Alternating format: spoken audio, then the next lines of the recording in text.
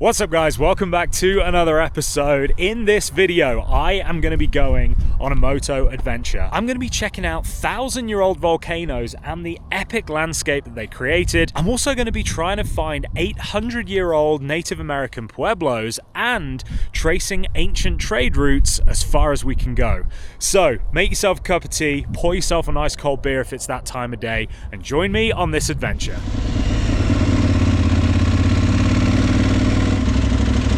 Well, here we go. Fuel stop number 1.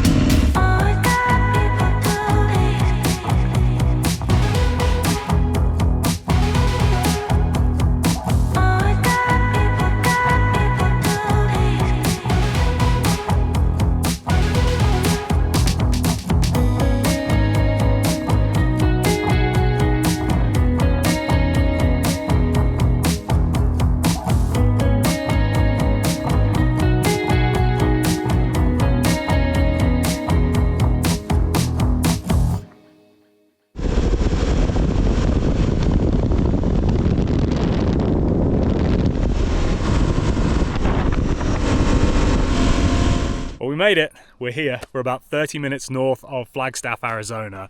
My butt is so numb. That was a lot of highway driving, but we are now surrounded by some of the most beautiful scenery I think I've ever seen. And the reason being is that behind me over there, that is the Sunset Volcano crater. And that was created about 900 years ago when that thing erupted and pretty much made everything that you see around here, because all of the ash that it spewed out actually ended up making this area super fertile. And so a lot of the native tribes from the area moved in to make the most of all of this new fertile land. And over the next 200 years, they built almost 800 pueblos, which are these multi-story communal family homes that are made from rock and mud mortar. And there's actually some on this loop that we're about to ride that you can go and check out. So even after 700-800 years, they're still well preserved, they're still standing, which is a testament to how well they built them. But I just stopped here to get a view of this absolutely beautiful scenery. These mountains behind are the highest mountains in Arizona, up to about 12,000 feet. And yeah, we're just going to keep on trucking that way, wind our way through, and go and find ourselves some Native American ancient ruins. I do love a good adventure. So this is pretty cool. Obviously, 1,000 years ago, there were no cameras to be able to capture what this thing looked like, but this is a volcano that erupted in Mexico in 1943, and this is pretty much what this one would have looked like once upon a time. Apparently, the crater that it left afterwards is very similar. So yeah, as you can see, pretty insane. They reckon this would have shot lava 850 feet into the air, which is just amazing. It's pretty crazy to think that where we're standing right now was just an absolute war zone when that thing was going off. So this is my trusty steed for the trip. This is a 2025 Aprilia Touareg Rally 660, and basically it's like a off-road, touring, enduro, trail, dirt bike. And as you can see, I've got all of my luggage on here. I'm actually carrying everything with me in here. I don't have a backpack or anything else, so I've got all my clothes in this one. I've got all of my like camping gear and water and stuff in there, although we're not camping, but I've got stuff to make a cup of tea and, you know, get by if I need to. And then all the camera gear is in the top box. And the reason that we're out here isn't just to check this out, but I'm actually heading to Moab, which is in Utah. Again, some of the most gorgeous scenery in the world. So we're going to be checking out some of Utah's most beautiful trails on these bikes, and we're also going to be getting some off-road training as well, which is great because even though I have done a bit of off-road, I've never had any like professional coaching, so all helps. Anyway, let's get back on the bike and we'll head off and find these pueblos.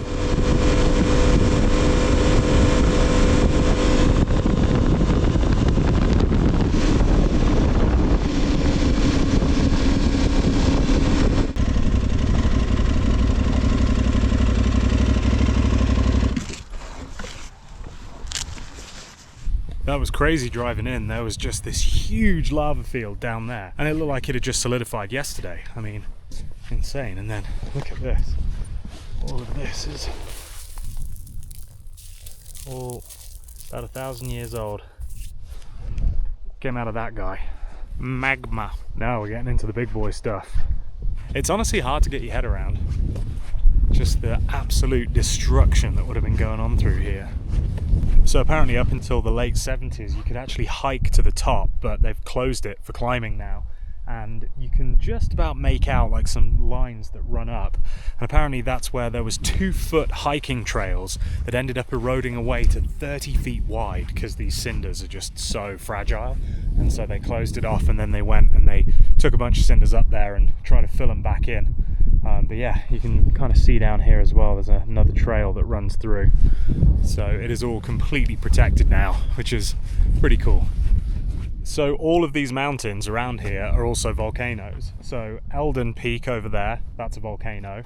The San Francisco peaks over there, they're volcanoes. And then this one is called O'Leary, and this one is also a volcano. So who knows when any of these could go off.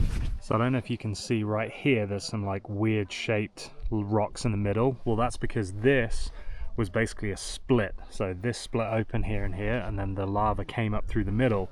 And as it cooled, it started to bend over with its weight, and so that's why these rocks are all like crumbly looking, but then these in the middle have got like a curve to the top of them. So even though this eruption was pretty mega, they reckon that the locals had good warning that it was going to erupt, because when they've done some excavations in the area and they found pit houses, which are the traditional homes, or were the traditional homes of the people that lived here right before it erupted, they actually found that the roof timbers had been removed, which suggests that they knew it was coming, so they deconstructed their homes and I guess repurposed the materials, probably somewhere down towards Flagstaff, lower elevation, and got out of Dodge before this thing popped its top. So it wasn't like Pompeii where it took out the whole town and nobody knew it was coming, but still pretty awesome nonetheless.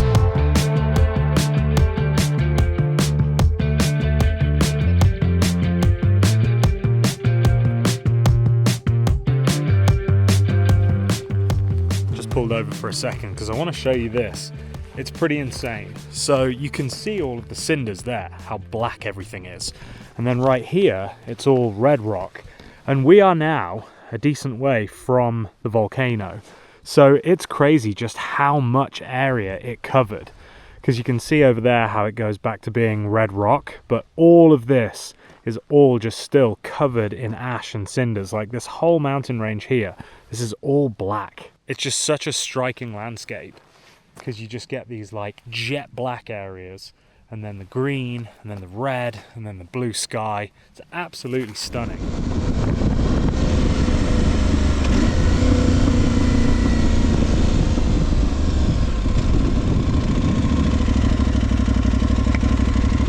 Due to a lapse in funding, do not enter. Well, that sucks.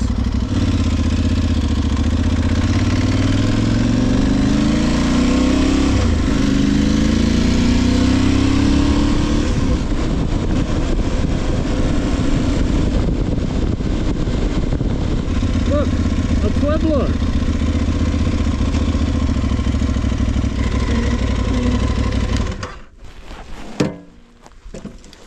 Hiya. So the first Pueblo was closed, but this one is open. This is the Wukoki Pueblo, built in about 1100 AD, and it is crazy looking. Just comes up out of the sandstone like a castle. It's just amazing that they're so well preserved. So believe it or not, out here they would actually grow things like corn and beans. And so these pueblos were where multiple families would live, and they would basically cohabitate. You'd get people that go out hunting, they would go set snares and stuff and catch animals that were living around the crops. They would make flour, and then they would do things like pottery for trade. So they basically were just living off the land. And then this area was a huge trade route, which hopefully we'll see some of that a little bit later on in some of the other spots we're going to go to. But they found all kinds of cool stuff out here, like macaw feathers from Mexico and seashells and stuff from the Pacific.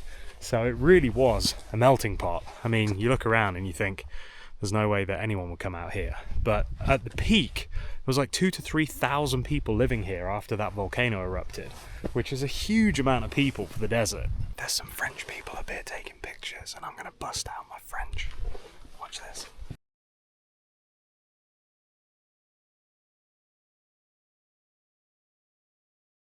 Yeah, no, I learned at school, so it's very bad. But That was very good, actually. I know enough to say sorry, excuse me.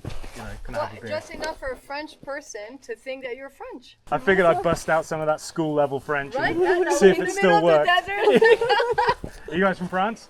Yeah, I live here. She's visiting. Yeah, we're both from France. Oh, cool. We'll let you take. I see you have professional pictures. And Oh, yeah, no, I'm just making a little YouTube video and taking some stills. But Nice. please take your time. No, I'm in no rush. Oh, Get in. I busted out the old panel when I walked by because they were taking pictures, and she's like, I don't know because I don't speak French, but she basically said, "Are you French?" And I was like, "Oh no, I just did French while I was in school." And then the other lady was like, "Wow." She's like, "Well, that was very good because it was enough to make a French person think that you spoke French." Still got it. Anyway, we're in a pueblo, which is pretty sick. I think there's actually another one over there as well on the road in, which is right here. I looked over and it does look like there's one, but there's no trail to it, so I dare say it's probably not quite as picturesque as this one is. Obviously, growing up in England, we have a lot of historical sites. I grew up in a town called Kenilworth, and there is a castle there. It's castle ruins.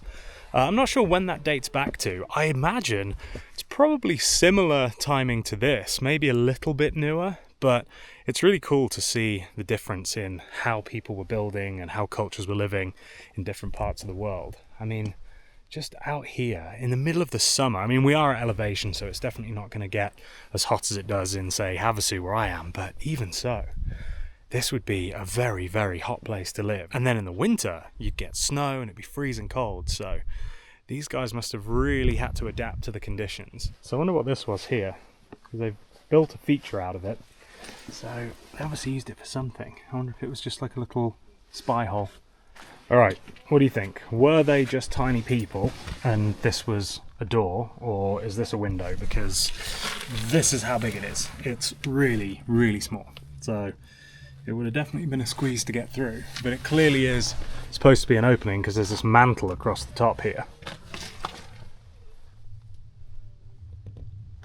Oh, interesting. And it leads into this, which is closed off from this side. So the only way to get to it is by going through that little hole and then through that archway there. So I wonder what that was. It's the highest part of the building. I wonder if it was some sort of storage, or maybe where whoever the leader of the pueblo was. That's a good point. I don't know if they had leaders or if they just lived communally and, you know, voted democratically. What an amazing place though. Alright, because I'm on a roll with these facts. 240 million years ago, this had rivers and stuff flowing through it. So it wasn't all deserty like this. And there's actually, in some of the rocks, I'll see if I can find some, you can see like little waves. So you know when you're at the beach and you look down and you see like little ripples in the sand? Well, there's actually some, there you go, right there, in the rock formation. So just about there. And that is where at some point water would have run over it, and over 240 million years it's ended up looking a little bit like that. Facts with Adam, they may not be right.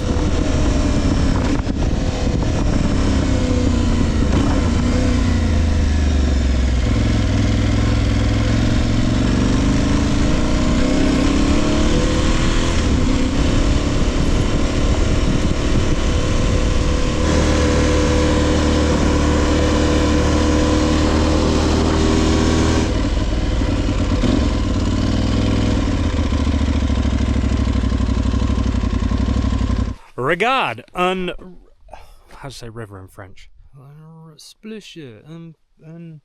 De l'eau. Regard de l'eau. If you're French, let me know what river is down below. Welcome to Black Falls Crossing, ladies and gentlemen. This is kind of a rare bit of water out here in this very volcanic area, and this is actually part of an ancient trade route that was used by the Hopi, the Navajo, and the Sinagua people. The Sinagua people were the ones that built the pueblos out here, and then Navajo and Hopi are two other tribes in this area. And this is basically how they would get across to then link off to, where are we? Whatever part of Arizona that is. Like I was saying earlier, this whole area is like a melting pot for all of the tribes that would either pass through or lived here, and so there's all kinds of things.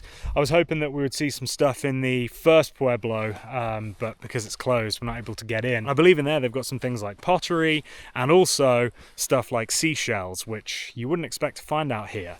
Or would you? And actually you would, and the reason you would is because at one point this was all a big floodplain, and so they've actually found fossils of ferns and all kinds of animals that you wouldn't expect to find out in the middle of the desert. So there we go. I'm full of useless and fun facts. Find your everyday adventure, that's what I always say, and knowing that I was going to be riding 8 hours to Moab, I figured why not make it more of an adventure by stopping off along the way and looking at some cool new places that I've never been to before. So it looks safe to bring the bike down to here, so I'm going to do that. And then I'm going to have myself a little photo shoot with it. So I don't know if you noticed at the Pueblo, I've got myself a stills camera again, which I'm so excited about. Back in the day, my proper job before I did YouTube for a living was commercial advertising photographer. That's what I did for, God, how long? 15, 18 years. So I haven't touched a proper stills camera since I started doing this, and I really missed it. So I picked up another one and I am loving it. So yeah, I'm going to bring the bike out here and take some nice pics.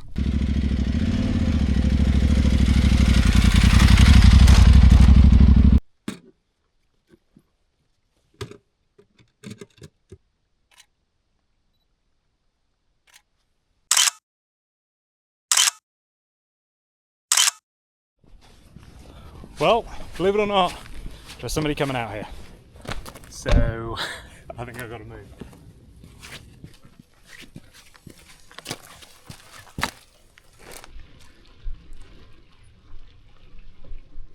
Hello, how are you? Good, thank you. Just doing a little photo shoot. I won't run over your back, right? Oh no, you're fine. It's off to the side. Thank you. That's so funny. I never expected to see anybody down here. I was a nice native lady, so even today, still being used by natives. I just noticed this when I was moving the bike. Look at how the mud has dried into these like crisps and just curled up with the heat, but this is all just mud. So you can see why it was so good for making this cement or the mortar to stick the bricks together in the pueblos, because I mean when it dries, it's almost, I mean that's almost like pottery. I feel like if you fired that, it would go hard. And yeah, it's just full of it. When you stand on it, listen. Oh, that reminds me of doing crisp sandwiches. Do you guys remember? Americans won't know what I mean, but English people, crisp sandwiches. You get like salt and vinegar crisps or ready salted or whatever. I like salt and vinegar. Bit of bread and butter. Lay your crisps on, put your bit on the top, and then you like scrunch it all down, and then nom nom nom. Oh, it's so good. So I haven't had a crisp sandwich in ages. In fact, I might have a crisp sandwich when I get home. I haven't had one since I was probably about 10, and they are one of the best things ever. Second best to a mashed potato sandwich. Yes, that's a thing.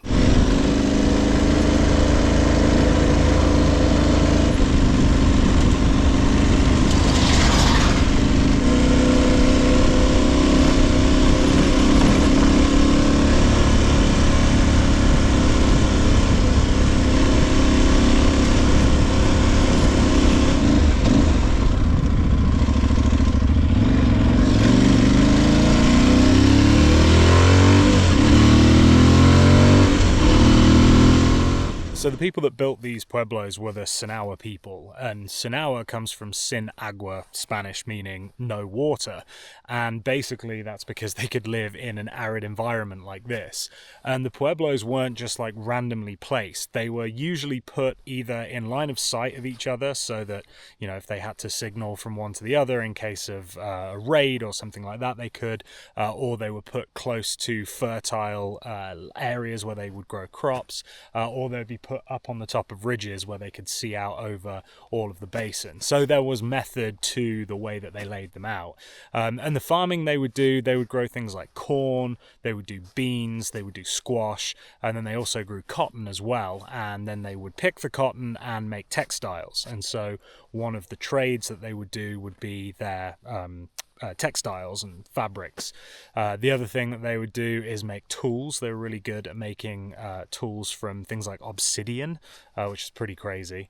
So yeah, just like a really rich history in an area that to us mere mortals you would think would be very hard to make a living, but they did it for 200 years, and then a big drought came through and basically meant that everybody had to move out and go to different places. And even though these pueblos are now ruins, they're abandoned, the descendants of the Pueblans and the people that built them do still see them as like living, breathing things, and they see that the spirits of their ancestors still live here. So it's really cool. It's a really awesome bit of history that I knew nothing about, and because I decided to take this little detour on the way up to Moab, now I know, and I've got to experience it basically all by myself. Like, there's really nobody out here. So yeah, if you ever do get the chance to come through this way, you basically just go north of Flagstaff. You're about 20 minutes north, take a right, and it's all here, and there's just this big long loop that goes through. So well worth the visit. I've thoroughly enjoyed it. It's a shame that we couldn't get to see the big pueblo, the it's a shame that we couldn't get to see the main pueblo, the Wukoki Pueblo, but it looks like they're doing some renovation, and given by the looks of the sign, they don't have any funding. So it's a shame that that's closed, but we've got to get a little sneak peek there with the drone. But anyway, I'm going to head now to my hotel because the sun is going down, and yeah, it's been a long day of riding. So if we find anything fun along the way, I'll take you with me, but otherwise, I'll see you back there. On the road again, on the road again.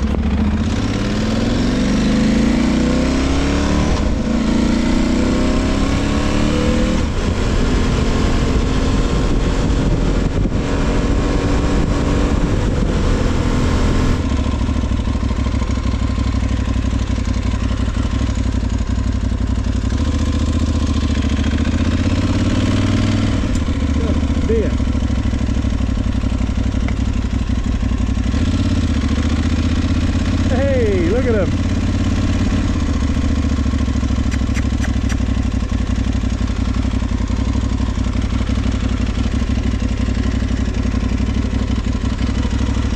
There they go.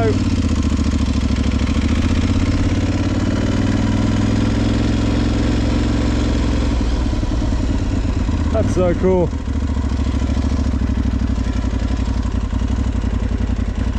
There's a whole herd of them, look.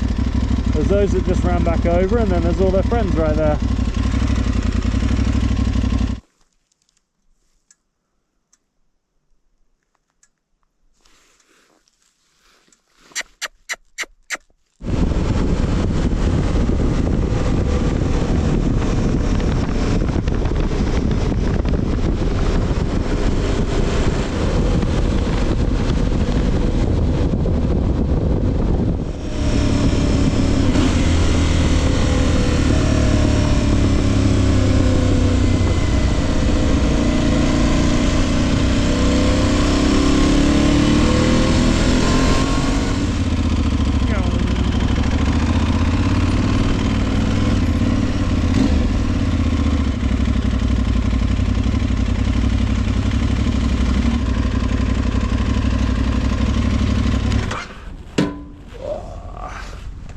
Oh, my bum is incredibly numb.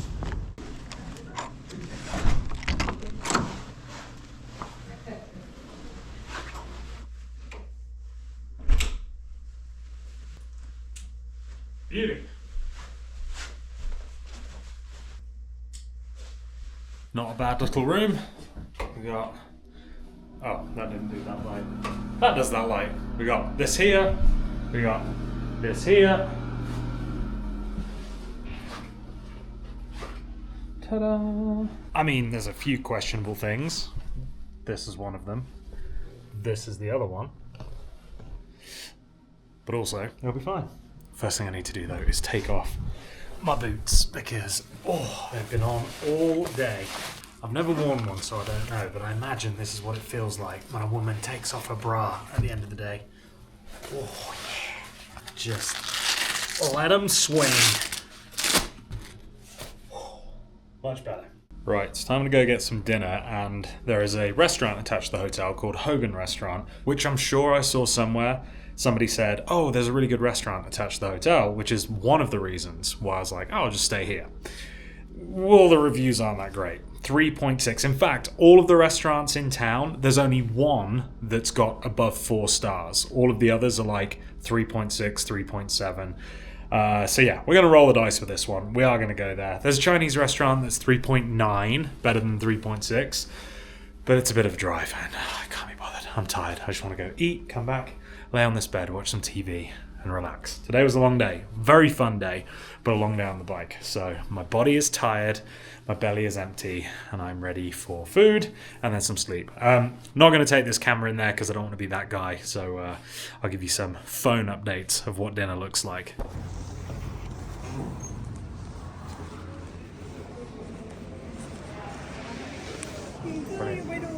Thank you.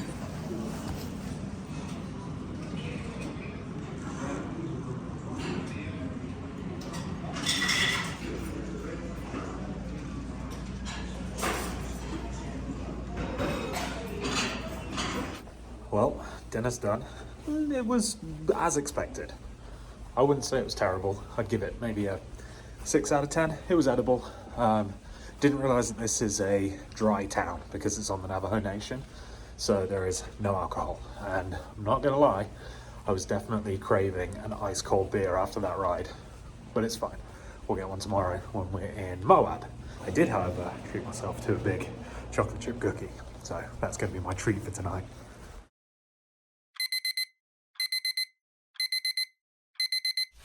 Well, good morning, ladies, gentlemen, and undecideds.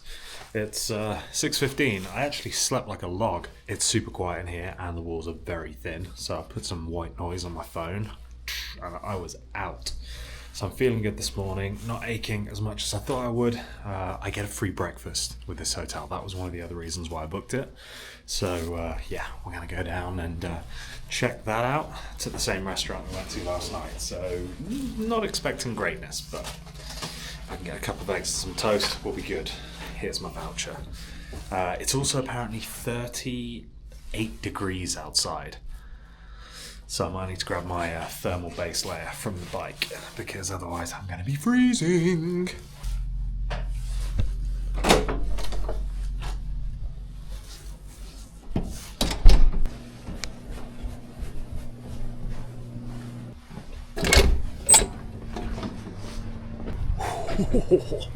Yeah, definitely gonna need those thermals. Man, I haven't felt cold like this in a while. That's the thing about the high desert out here, is that the daytimes are nice and warm, but the night times are freezing. All good, bike is still here. Doesn't look like anybody's messed with it. Perfect. Little seat pad still on. Charger, nice.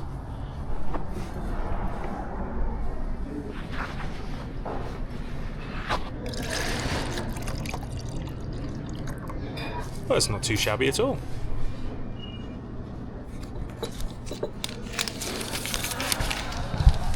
Done. Yep, thermal base layer definitely going to be needed for this. Whew, I am packed into this. But at least I'm going to be warm. Alright, let's go get in that way. Well, there we go. Bike is all packed. We are ready. Sorry about the whistling. There is a high school right next door, and I think it's the crossing guard getting the kids across the road here. Anyway, I'm heading to Monument Valley now, and then the next stop is going to be Moab. That's going to be next week's episode, so tune in for that if you want to see how this thing does out on some of the most amazing trails in Utah. Temperature right now, what are we looking at? 43 degrees. It's getting warmer, and trip is 325 miles. We've got about the same to do today, so another big riding day today, but with some amazing scenery. So tune in for that, guys. I hope you've enjoyed this one. Something a bit different from the Sea-Doo, the Can-Am, the truck, the van. You know me, I just love finding my everyday adventure, as I tell you guys. Please subscribe and comment, and I will see you next week. Be good people, make good choices, and until then, don't do anything I wouldn't do. See ya.